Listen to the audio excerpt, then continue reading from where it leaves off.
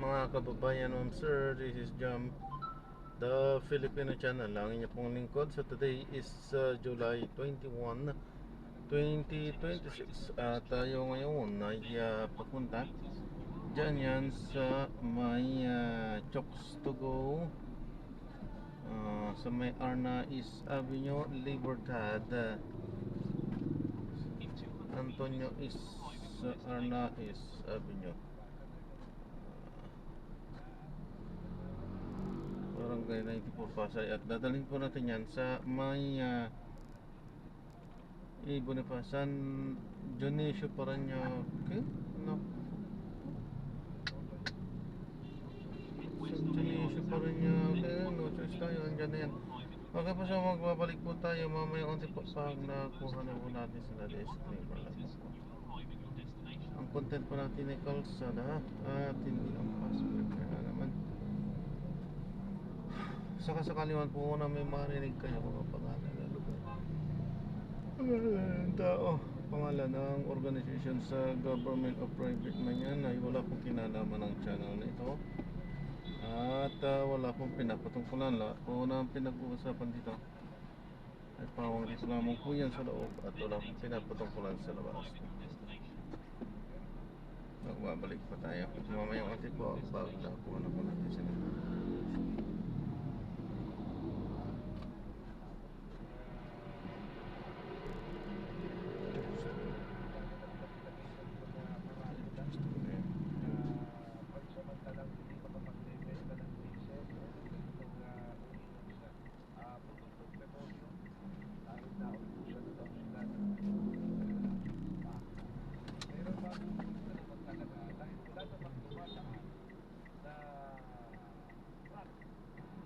Parang sa kanila yung syudad, pagdating ng kanila bumata, parang kapuli. Meron na silang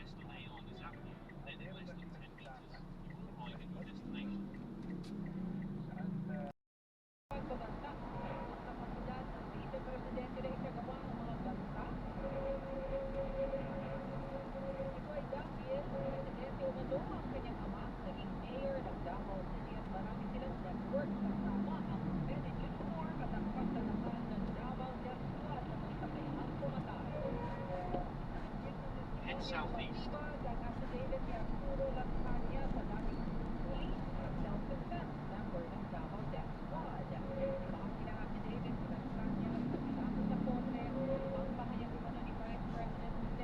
Continue for 600 meters, then turn right onto Colonel Bravo Street.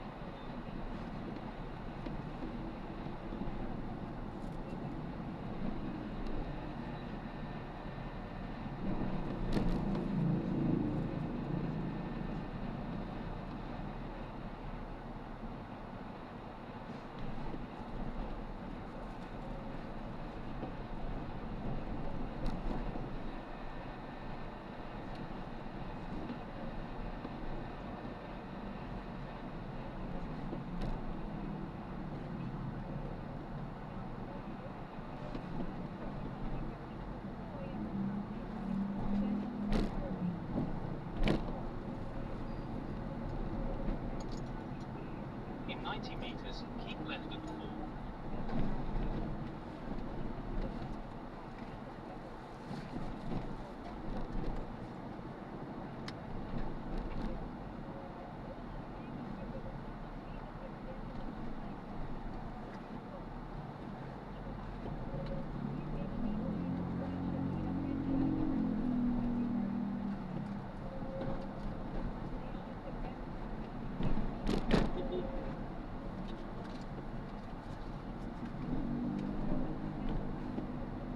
In 100 meters, your destination will be on the right.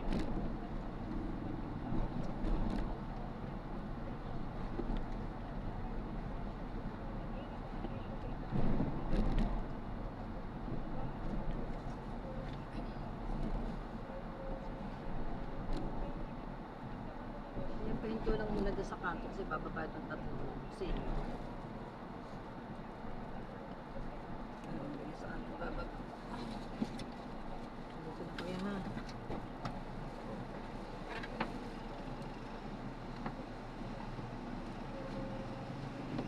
Tatlong senior ay gano'n na. Dito na.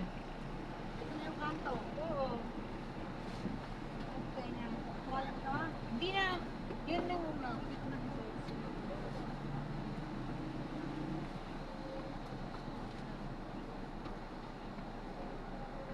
Kaya mo papagan.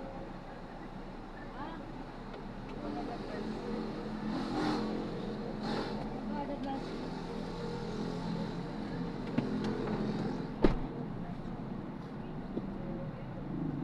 Ano na sila?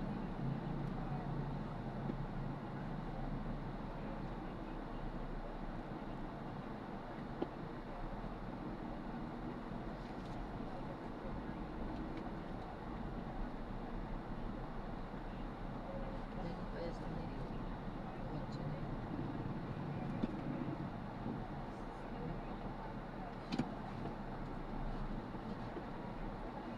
Diyan, kaya dito. Bigyan na ako 150.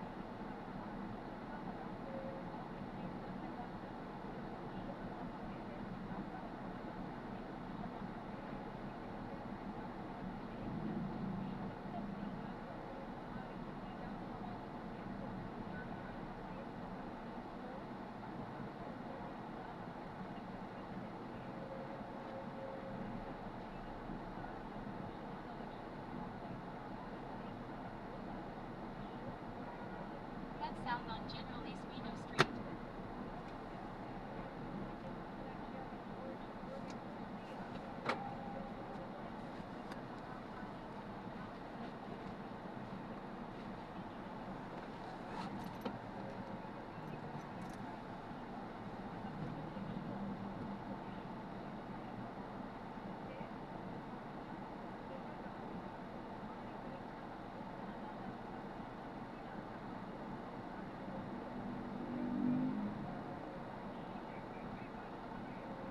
Head south on General Espino Street.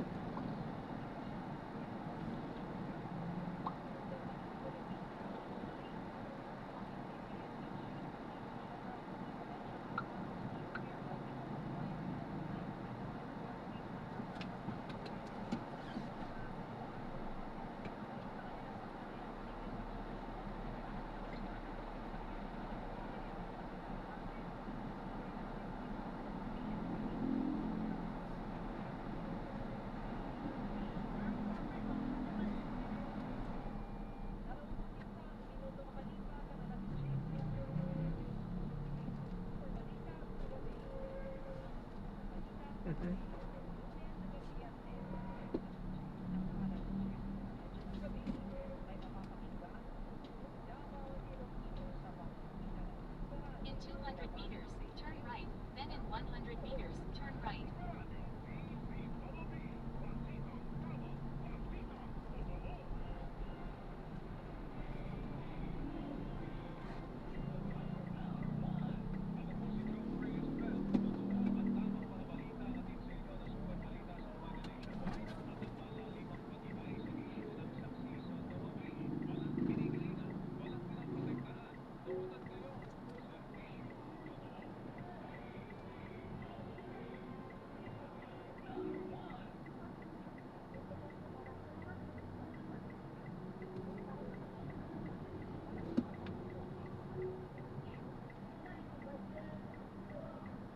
Dumaan tayo sa 1, EDSA, North Makati. Pagkaraan ng 200 metro, kumanan sa Balicer.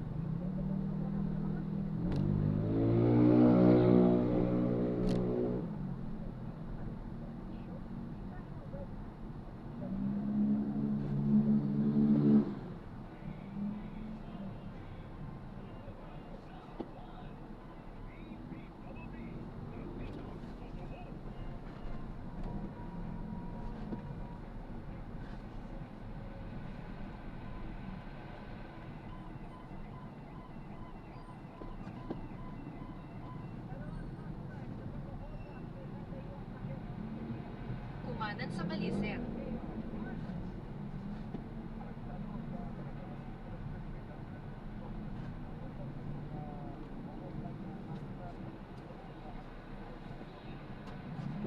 Pagkaraan ng 100 metro, kumanan sa Langka.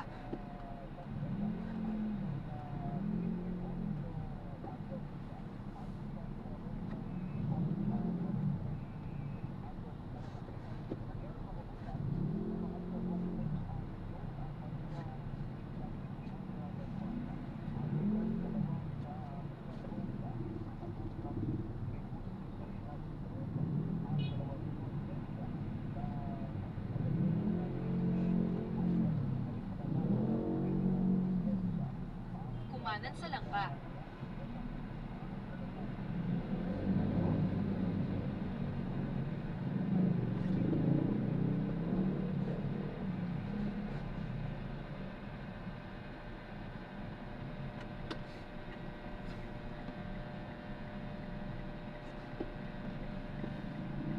Pagkaraan ng 500 metro, kumaliwa sa Arca Boulevard, West. Pagkatapos sa rotonda, lumabas sa ikalawang exit sa Arca Boulevard, West.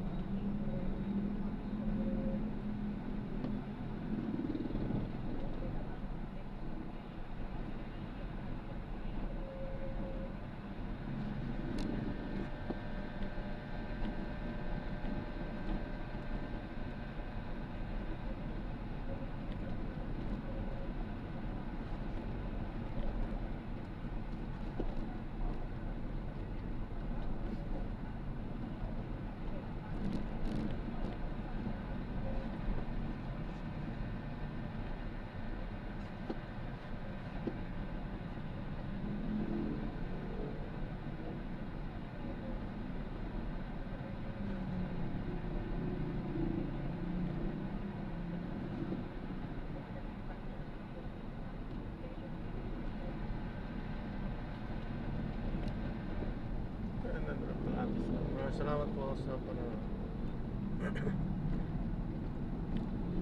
Hanggang sa muli po, ingat at God bless. Paano po muna pa sa tayo? Igagawa na yung video sa ating susunod na siya. Paalam po. Nag-Diyos ko. Ayun. Kumaliwa. Pagkatapos sa rotonda, lumabas sa ikalawang exit sa Arco Boulevard, West.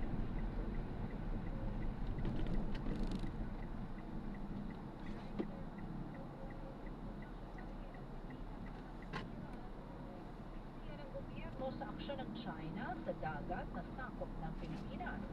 Sinabi ni Castro, hindi katanggap-tanggap ang nangyayari sa pagitan ng Pilipinas at China. May pagkita naman sa kanya sina Chinese ambassador Sa rotonda, lumabas sa ikalawang exit sa Arco Boulevard, Ferdinand West. Marcos Jr. kaninang hapon. Hindi naman nagbigay ng detalye hinggil dito ang Malacanang.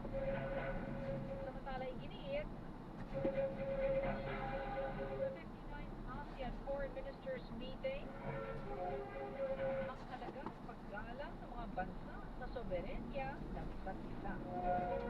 Sinabi ni Foreign Affairs Secretary Maria Teresa Lazaro na dapat ay hindi manghihimasok ang mga bansang sa panloob na usapin at idaan sa mayapang paraan ang pagresolba sa mga hindi pagkakaunawaan.